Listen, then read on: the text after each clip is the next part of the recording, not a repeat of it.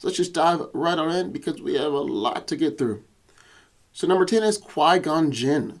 Now Qui-gon Jinn was the apprentice of Count Dooku and went on to become the Jedi Master of Obi-Wan Kenobi. Obi-Wan even claimed that Qui-Gon would be on the Jedi Council if it wasn't for his rebellious nature.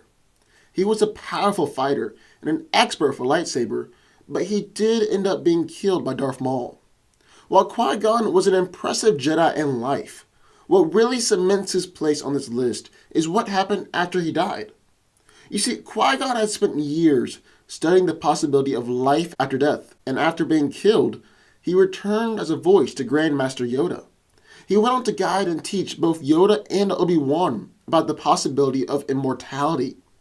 Qui-Gon is the first known Jedi to return from the grave to assist another Jedi, and without his teachings, Obi-Wan and Yoda would not be able to return as Force spirits in order to aid Luke Skywalker. Number 9 is Ki-Adi-Mundi. Ki-Adi-Mundi was a Syrian who was highly regarded by the Jedi Council. He even sat on the council before being a Jedi Master, one of the few to ever experience this honor. He was also one of the only Jedi Masters to begin training when he was no longer a child, which makes his seat on the council all the more impressive. Master Mundi played a huge role in the Clone Wars, was the only one of 6 Jedi to survive a fight against General Grievous, dueled the famous Jedi assassin Asajj Ventress, and in the siege of the Geonosis droid factory, he killed more droids than any other Jedi. Unfortunately, Ki-Adi-Mundi was murdered by its own clone troopers during Order 66. Number 8 is Kit Fisto. Kit Fisto is a Jedi Knight who trained under Grand Master Yoda and would later become a Jedi Master who served on the Council during the Clone Wars. He's crossed paths with General Grievous before and was able to best him in combat, even cutting off one of his 4 hands. What really makes Kit Fisto unique, though, is his ability to fight underwater. You see, Fisto has the natural ability to breathe underwater, and his lightsaber skill and dexterity is legendary and really something to behold. Kit Fisto was killed by none other than the Dark Lord, Darth Sidious. Number 7 is Plo Koon. Master Plo Koon started off his Jedi life as a guardian, but he was one of the greatest fighters of all time. Whenever there was a mission that required a Jedi who could beat overwhelming odds and do the work of an elite task force by himself and just his lightsaber, Master Koon was the one they chose. Even though he didn't want to, Plo Koon ended up serving on the Jedi Master Council as well.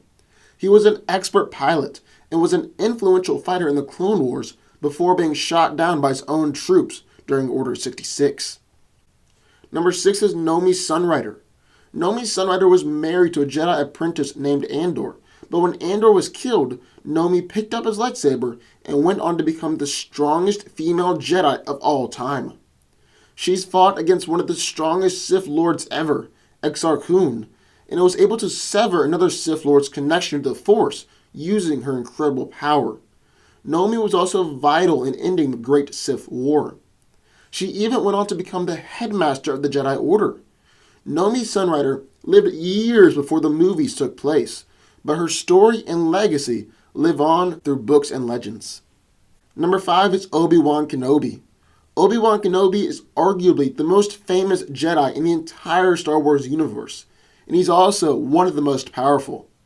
He was able to defeat Darth Maul in one-on-one combat, battled against Count Dooku multiple times during the Clone Wars, defeated General Grievous by himself, and also beat Anakin Skywalker on Mustafar. Even after his death, he returned as a Force ghost, which just proved his deep connection to the light side of the Force. Number 4 is Mace Windu. Mace Windu is one of the most senior members of the Jedi Council, and was actually the master of the Jedi Order before giving the title over to Grand Master Yoda. Mace Windu was the only Jedi to master all 7 forms of lightsaber fighting, and was actually responsible for the creation of the 7th form.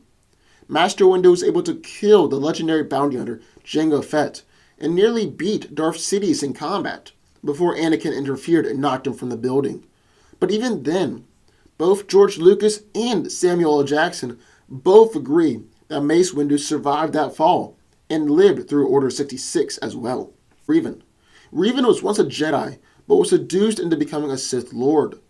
However, he was still recognized by the Jedi Order for being an incredible military strategist. Because of this, the Jedi captured him and cleansed his memory so that they could use this formidable weapon for their own cause.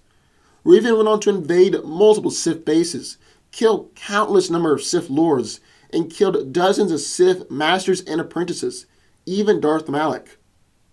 Number 2 is Yoda. Grandmaster Yoda was the leader of the Jedi Order before and during the Clone Wars, and he's one of the few Jedi to survive Order 66. Despite Yoda's small and humble appearance, he's a skilled and valiant warrior, being able to battle against Count Dooku and Darth Sidious. He's also a great teacher, having taught Jedi for over 800 years, including Kit Fisto, Mace Windu, Ki-adi-Mundi, Count Dooku, Obi-Wan Kenobi, and Luke Skywalker. Finally, he's one of only 4 Jedi who were powerful enough to return as a Force ghost. And number 1 is Luke Skywalker. Even though Luke began training to be a Jedi as a teenager, he quickly grew and learned to become a powerful Jedi.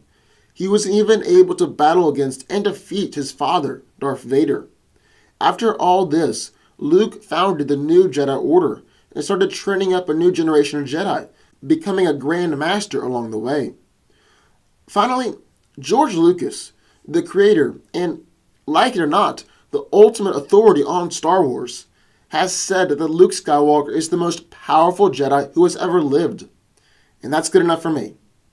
So there we have it. Those are the top 10 most powerful Jedi of all time. What did y'all think? Is there anybody that I missed? Sound off in the comments down below. And if